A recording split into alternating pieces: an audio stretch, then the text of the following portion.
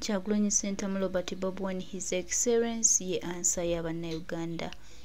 Kyagulanyi Ssentamu Robert Bobi His Excellency Bannayuganda gwe balinamu essuubi yatutwala mu maaso era gwe tutunuulidde okulaba nga tutereeza eggwanga lyaffe lino. Tubategeeza nti omukulembeze waali His Excellency Kyagulanyi Ssentamu weewaawo nga bingi weewaawo nga bingi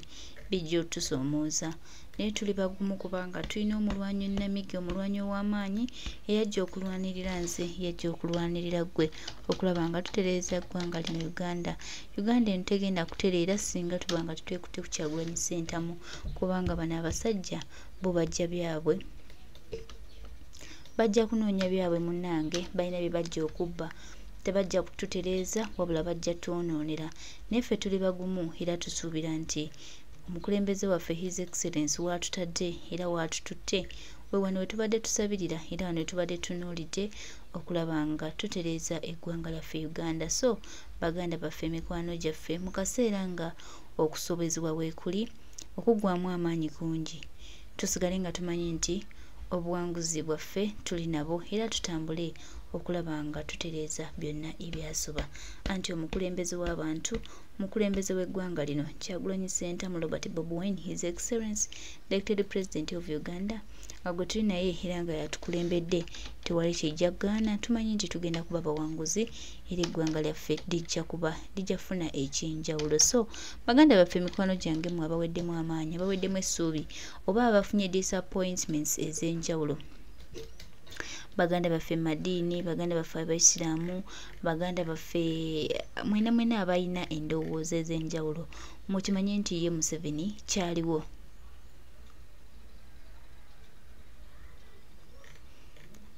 mushoze nti ye Museveni takyalina kyagamba Uganda. Twategeezeddwa pulezidenti waffe nga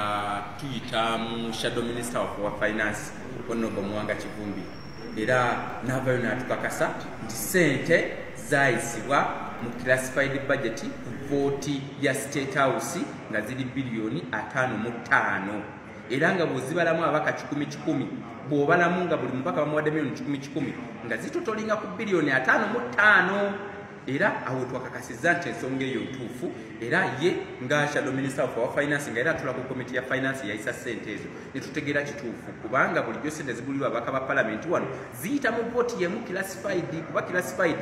yeeyo vooti etalina kunnyonnyola biki byegenda kukolako era abantu bonna babadde balowooza nti eyo vooti ekola ku bya security ekola ku nsonga ya byakwerinda leero we tutegedde nti ssente ezo zikozesebwa mu kugulira babaka ba palamenti baminisita n'abannayuganda bonna okutwaliza omuzizo ssente mwami Museveni zakozesa okudashinga n'agoba Keri n'amansire n'akola atazawawa nabbanja n'akola bino n'akola biri eri zizo ssente we tutegeredde kati omubbi yenna buli w'omugambako nti munnange oli mu kulya ssente z'enguzi watutte ssente z'enguzi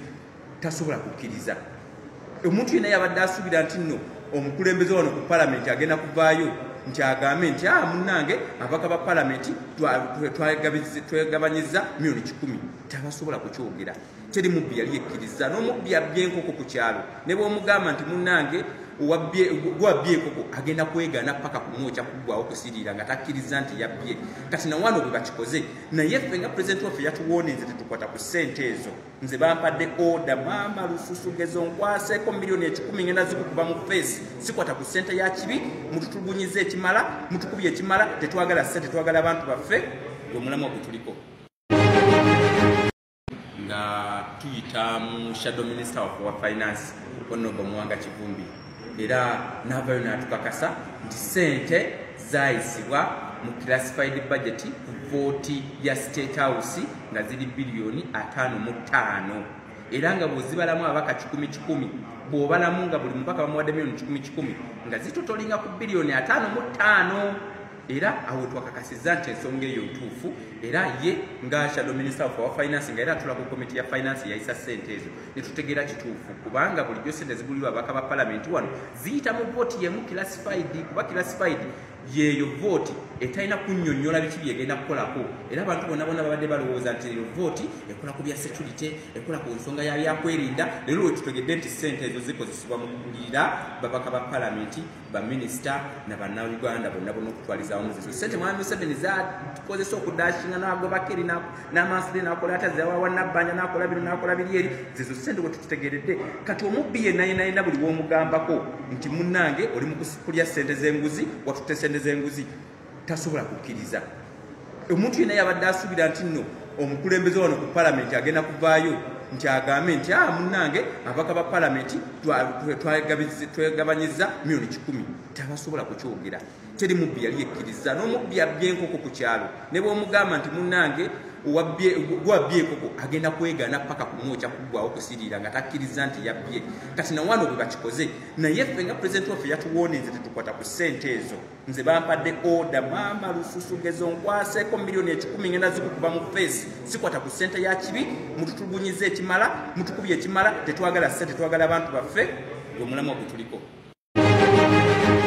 Munnayuganda oyagala kumanya ebifa mu ggwanga lyo n'ebunaayira olina bizinesi oyagala gikuba abantu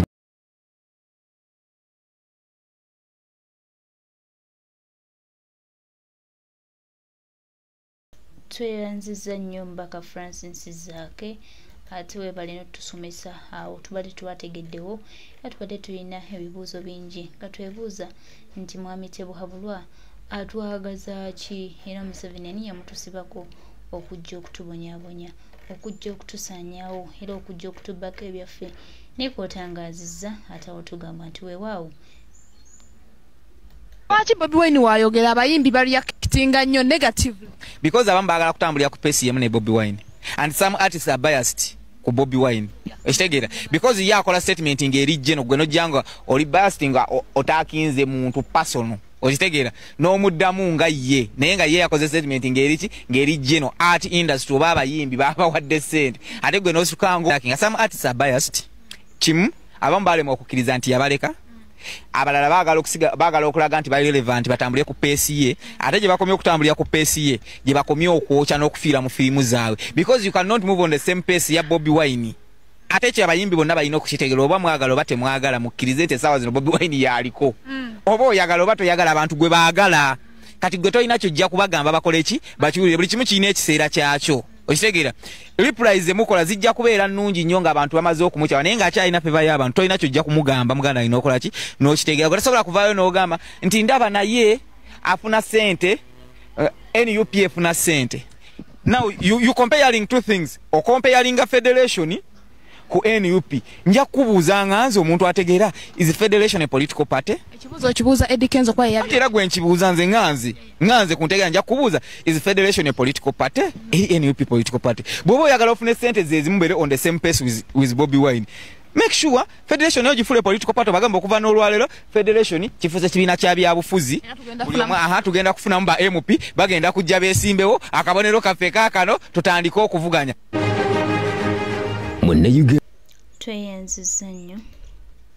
tweyanziza nnyo muganda waffe mukwano gwaffe mwenna tubongera obbajjukiza nti Museveni yafuuka lumbe olwatujjiranga bannayuganda olwajja okwagala okusaanyawo ezo ssente za supplementary budget zaali zikutte Museveni nga waakiri alina otuwaayo ba Olivia Lutaya ne bamachete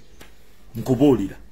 naye ebisajja omululu gwabijjula era byawunzika bizzeeyo mu palamenti era olunaku lwebiddayo lwennyini nebisayininga ssente ezo ssente tezisobola kufuluma nga opposition teginaako mukono byafulumya nebigenda nebiteekako omukono wawulirayo ekiwakana n'ekimu mafaya simpugo tuzanye katemba ya labbi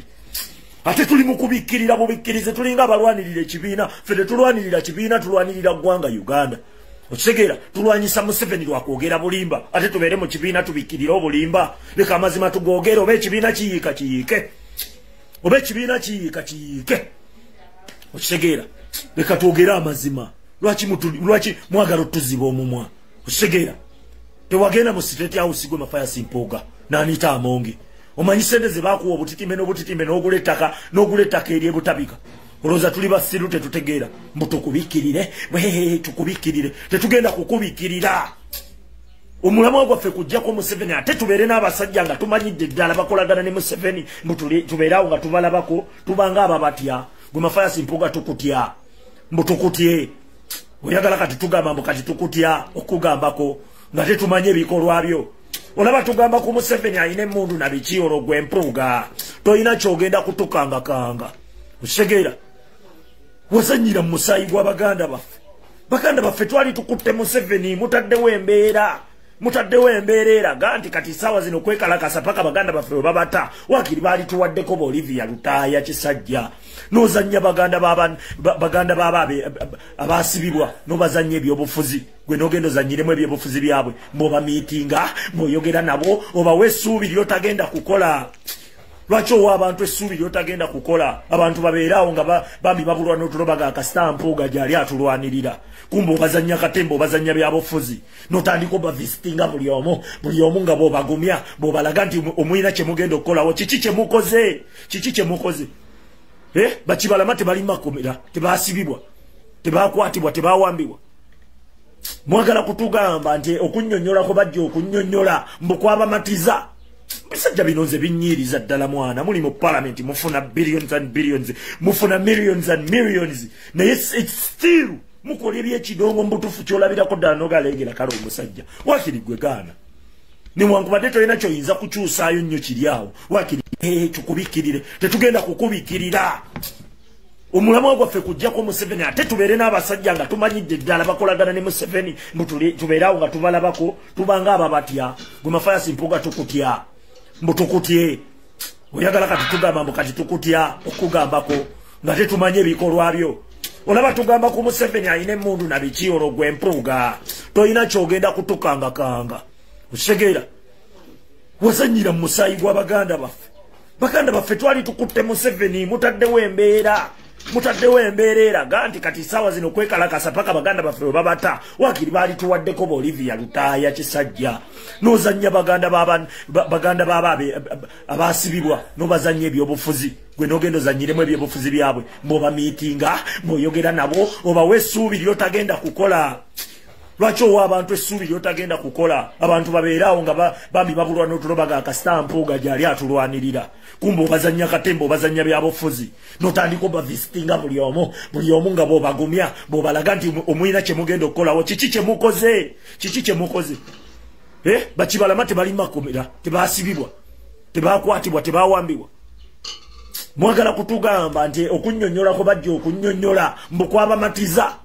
bisajja bino nze binnyiriza ddala mwana muli mu parliament mufuna billions and billions mufuna millions and millions naye still mukola ebyekidongo mbutufu kyolabirako ddala nogalengera kale omusajja wakiri gwe gaana newankubadde tolina kyoyinza kukyusaayo nnyo kiri awo wakiri gwe gaana ogambe okitegera naye mwenna ne musalawo kulya na kisajja ekisajja kibakasukira bukunkumuka ezo sente za supplementary budget zaali zisobola nosuula gavumenti nze nkubuulira kubanga zonna nga bwe baziyisa senga omanyi sente omugaso gwa sente za supplementary budget ne muyisa nezammwe biliyoni 5 mu mmeka mwali mwagala gusunisa tweyanziza nnyo muganda waffe Wumala Kiseka tetwagala muntu yenna azanyira ku bulamu bwa bannayuganda era ayina ebigendererwa bye nga byala nnyo byawukana n'ebyannayuganda kuba bannayuganda baganda baffe balina obusungu balina obulumi balina enyiike baagala kulaba nga eggwanga lyabwe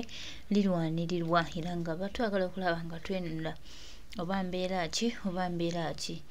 tutunuulidde nnyo ekintu ky'okununula eggwanga lyaffe so